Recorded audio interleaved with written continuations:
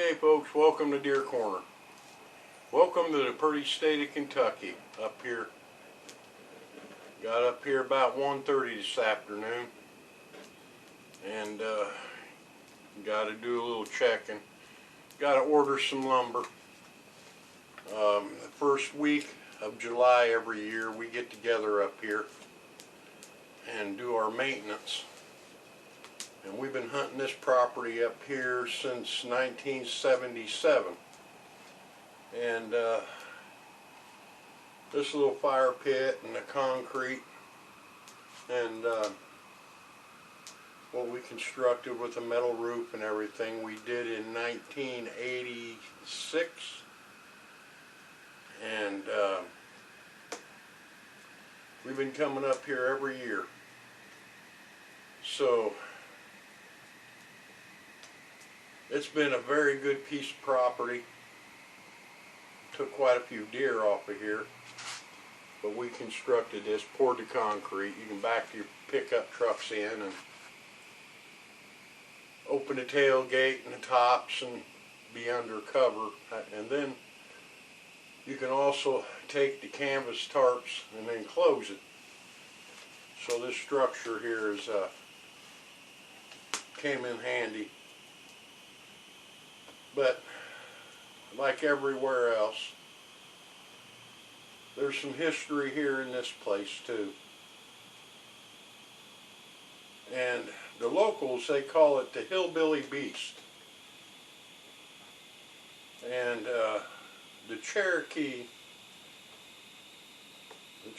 nation, the Cherokee Indians, back then, they called him the hairy man. And about 5.5 miles from here, there's a river. And it cuts through a mountainside and it has sheer cliffs on both sides of it. And you can't walk into it, but you can take a boat, a kayak, canoe down it to get into this area. And that was known to the Cherokee as where the hairy beast stayed. But the locals call him the hillbilly beast. And that goes back to the Cherokees. Now Daniel Boone was up in here and spent a winter. Spent 3 months up here in an area they call Five Forks. That's about 1.5 miles from here.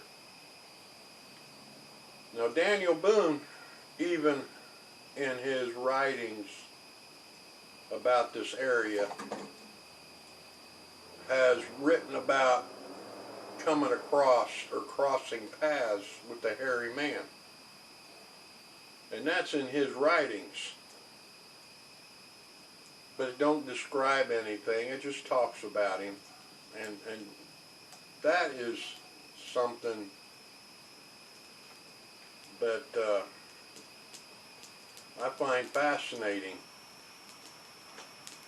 And several years after that, the way it goes, some trappers started trapping up and down through here. And they ended up in that sheer valley there on the river, trapping, and they looked up, and on the side of the face of the cliff, they seen a dugout. And they noticed it, so they pulled over, they went up and investigated it, and it was a rock and mud, and it was a dugout, kind of little cabin thing built in the side of a hill, in a rock hill. And they entered it. And as they say is that when they went in it, they found a deceased guy, real long red hair, real long red beard, and fur. The belongings, they found some papers,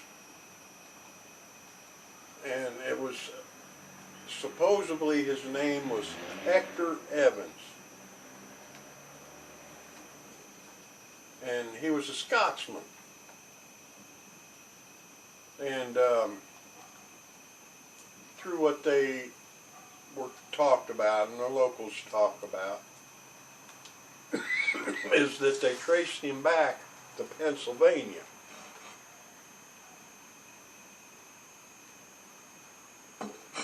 And in Pennsylvania, he was wanted for murder. So, evidently, as the story goes, he took off and lived up here in the hills. Now, as the story goes with Daniel Boone crossing paths with him,